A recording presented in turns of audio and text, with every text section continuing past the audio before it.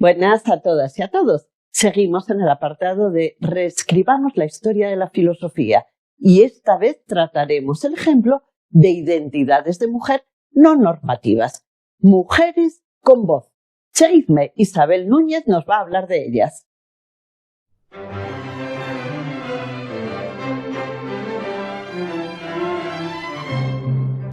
Buenas tardes, Isabel. Hola, buenas tardes. Hace mucho que no estábamos con Isabel haciendo vídeos, que habíamos hecho Concepción Arenal, habíamos hecho Clara Campoamor. Sí. Bueno, pues hoy entramos en un apartado, seguimos en un apartado, mejor dicho, muy interesante, que es la reescritura de la historia de la filosofía. Y concretamente hoy vamos a hablar de voces disonantes, de mujeres con voz, que no forman parte de ese prototipo de mujer que se ha querido poner como dominante. Es decir, de mujeres que, como nos dice Aurora López en esta obra, no solo hilaron lana. Y ya en la antigüedad griega, en la antigüedad romana, podemos dar testimonio de mujeres que defienden su palabra, su testimonio, unas veces de forma individual y otras veces como colectivo de mujeres. Cuéntanos alguna. Bueno, yo creo que una mujer muy relevante en este sentido es Hortensia.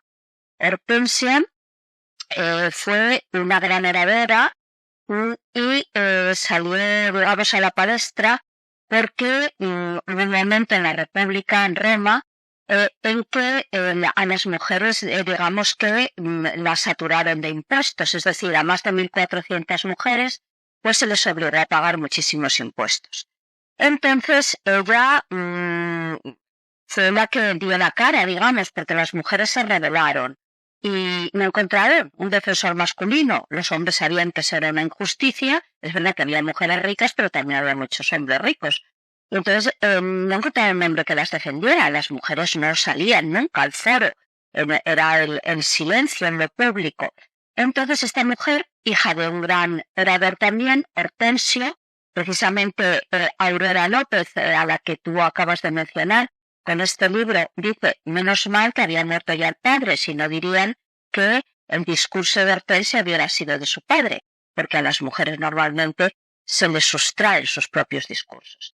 Entonces ella se negó a pagar esos impuestos y dio un discurso en el foro. Yo voy a leer un trocito solo de la traducción, en el que efectivamente señala las causas, ¿no?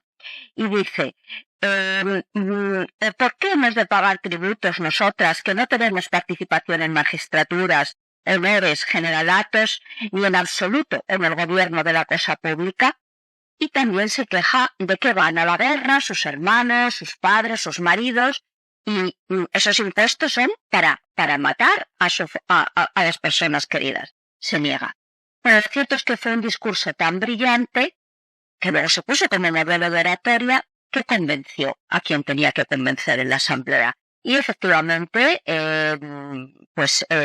digamos que ya no tuvieron que pagar esos impuestos, solamente pagaron 400 mujeres de las 1.400 y bastantes varones. Y sobre todo lo relevante es que Quintiliano, maestro de oratoria, y otros posteriores ponen el discurso de Hortensia por sus pausas, por su belleza, por su capacidad de convicción, como modelo oratorio, como modelo y también por su reivindicación y su conciencia de mujer, porque hablaba en nombre de las mujeres, en nombre de nosotras. Ese detalle es muy importante, Paz, porque ella dice nosotras no habla en primera persona, como solían hablar los varones, habla representando a todas. Ella es la que les da la palabra a las que no tienen palabra. En nosotras es muy importante. Es muy importante. Pero no es no es la única voz que habla con conciencia de mujer. Y eran más las mujeres hasta el punto que llegó un momento que no se les va a dejar hablar. Cuéntanos algún caso más. Por ejemplo, el de Cafarnia. Pero fíjate, yo creo que hay que distinguir entre lo que acabamos de decir de Hortensia, porque Hortensia es una mujer, digamos, no tan contra la norma como va a ser Carfania, que me preguntas ahora. La Frania se la llama de distintas maneras. Porque Hortensia dice, bueno, ya que no nos dejáis intervenir, por lo menos dejarnos tener dinero y tener joyas y vivir bien. Es decir, el beneficio a cambio de la exclusión. En cambio, Afrania, Carfania, a la que tú te refieres, es pues una de las primeras abogadas.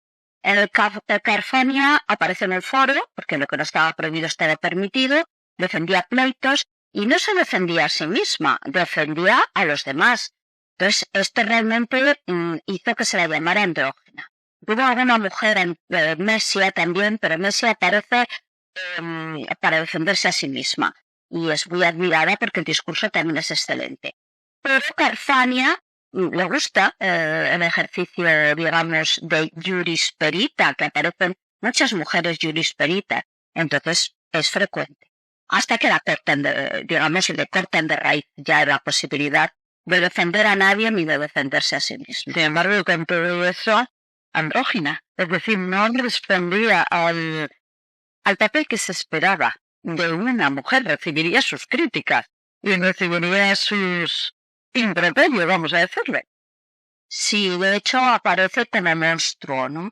Es decir, cuando viene un edicto que está en, bueno, pues en uno, digamos, de los juristas más importantes, que es Ulpiano, nos da noticia de que efectivamente hubo un edicto en el que se le prohibía a las mujeres, porque era contra natura, hablar en público. Entonces empezó a hablar de ella como un monstruo, cuando el monstruo es el heteronormativo, es decir, los romanos hablaban de monstruos y prodigios, aquello que no era querido por los dioses. Hoy diríamos lo que va contra el orden público. O sea, es decir, las monstruosas eran, por ejemplo, los trans, ¿no? Hoy diríamos los trans, las personas que eran diferentes, ¿no? Esto, Paz Fernández Rivera lo ha trabajado en su tesis doctoral. Pues estas personas eran monstruos, bueno, los diferentes. Y las mujeres que hablaban en público eran monstruos también. Y no va a ser la última vez que se vaya a burlar y a denigrar a una mujer que hable en público. Eso lo tenemos muy cerca en las Cortes españolas, en el siglo XX. Sí, de hecho, la misma Aurora también lo recuerda en su libro, porque pone en relación a Hortensia con mujeres que hablaron, y no, bueno, y a Hortensia y no solo a Hortensia, a otras muchas. Ella habla de muchas mujeres que no solo hilaron lana. Entonces, efectivamente, por ejemplo, Clara Camperler le insultaban cuando defendía el derecho al voto. Bueno, le debete a fregar, debió ser lo mínimo que le dijeran, ¿no? Porque hay periódicos de la época que la defienden, que dicen, pero ¿cómo se puede decir estas barbaridades a una mujer para callarla, para que no hablara y para que no defendiera el derecho al voto ni todos los demás derechos que defendía ella? O sea, realmente es verdad que hubo periodistas que la defendieron, hubo mucha gente que la defendió, pero hablo de testimonios que se nos conservan, ¿no? Y luego en el diario de las Cortes también, por las veces que mandan callar y que mandan silenciar, realmente muchos también la consideraban monstruo, seguro. Una interrupción que hago aquí simplemente, pero Aitarquia, que tenemos el vídeo de ella, no vamos a repetirlo, pero Aitarquia también se la quiso silenciar quitándole las ropas. Y sin embargo, ella siguió con su derecho a la palabra pública. Merece la pena un trabajo, algún día veremos aquí desde Filósofos en la Historia esos intentos que ha habido fuertes con todo tipo de armas para quitarle la palabra a las mujeres. Pero yo sé que también nos quieres hablar de una autora que, una mujer que deja su voz impresa, deja testimonio escrito. Cuéntanos. Sí, efectivamente hay un testimonio muy interesante, que es el de la mártir perpetua en el siglo III después de Cristo, porque es una mujer que cuestiona absolutamente los valores dominantes, es decir, cuestiona la autoridad, porque ella defiende su identidad. Entonces dice, yo por encima de todo, de mi familia, de mi situación privilegiada, una mujer africana, joven, pero esa mujer quiere defender su identidad. Soy cristiana. Entonces ella tiene un hijo y escribe en el diario cuánto quiere a su hijo.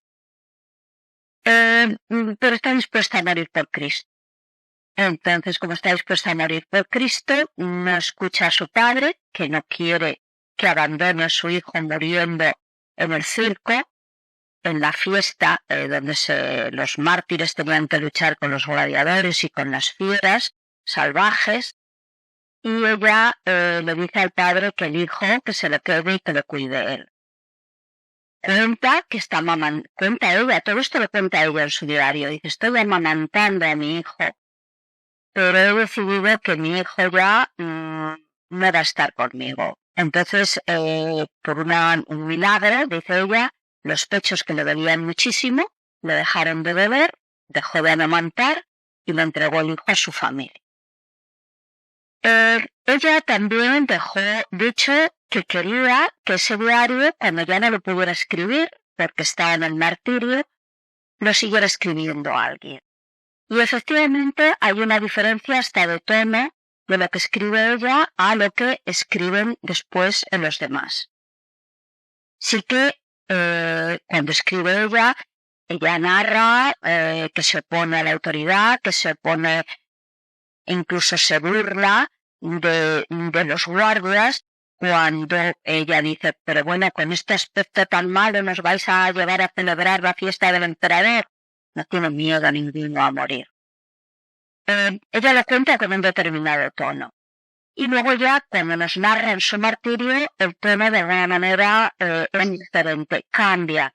Y se observa, cuando ya se narra el martirio de ella, que además muere al lado de su esclava, Felicidad, el santoral están las santas Perpetua y Felicidad juntas, pues el que narra ese martirio sexualiza muchísimo los comportamientos. Bueno, es una tónica en las novenas mártires, pero hay una corporeidad. Ella se tapa, no quiere que se le vea el muslo, se recoge los cabellos. Es decir, digamos que pasamos a otra dimensión. Cuando ella había escrito su diario, había narrado sus sueños, y entonces en uno de sus sueños hay un aspecto lírico fundamental en el relato. Ella se ve como hombre, luchando como un hombre. Entonces ahí se dice, soy como un varón fuerte. En cambio, cuando ella muere, ahí vuelve a aparecer, narrada por el que lo narra, como una mujer muere, como una matrona romana modelo para el cristianismo, ¿no? Entonces, con esa corporeidad, además, terrible sexualización de todo la leche que le sale de los pechos a su compañera que acaba de dar a luz.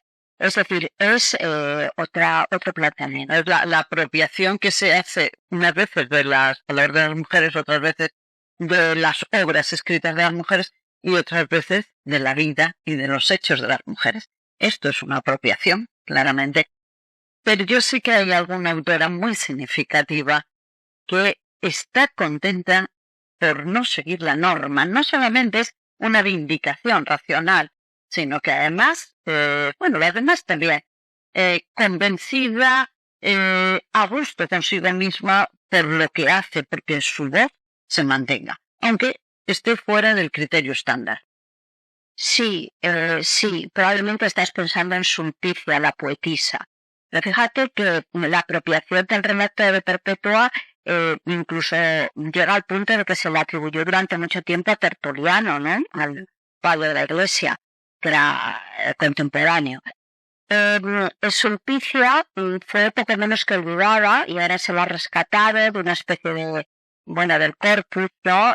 Tibulianum, donde estaban sus poesías, y ya digamos que adquiere una dimensión identitaria. Fue una poetisa que luego se la empezó a valorar, pero también por lo que dice, y es una oposición a los valores familiares. Era de la época de Augusto, era un par de siglos anterior a Perpetua, y entonces Sulpicia es que se regodea además en su oposición, en su, digamos, contranormatividad, ¿no? Sí. Porque dice, me encanta oponerme a la norma, ¿no? Pero me encanta obrar contra la norma, y además no quiero actuar por el que dirán. Y eso lo escribe, y esa obra escrita se nos ha conservado. Junto a esto, que es un poco, digamos, bueno, pues se la ve envalentonada, pues también dice, aunque no pueda decir lo que quiero, yo en este escrito dejo mi alma y mis sentidos. Y que bueno, fue una mujer con voz propia que se nos conserva esa voz. Que se nos conserva después de que hay autoras, casi todas, que comienzan a rescatar la voz de las mujeres. Esto forma parte de nuestra historia. El problema es que no se suelen conocer, entonces nos faltan modelos. Y nos hemos quedado con un modelo intencionadamente transmitido a través de la historia, pero hay muchos modelos de mujer. No nos hemos querido salir de la época antigua, pero hay muchos modelos de mujer que, como dice la autora, no solo hilaron lana, sino hay muchos modelos de mujer que quieren dejar huella y que han reivindicado su voz, su vida y su obra. Pues muchas gracias. Gracias a ti y a vosotros.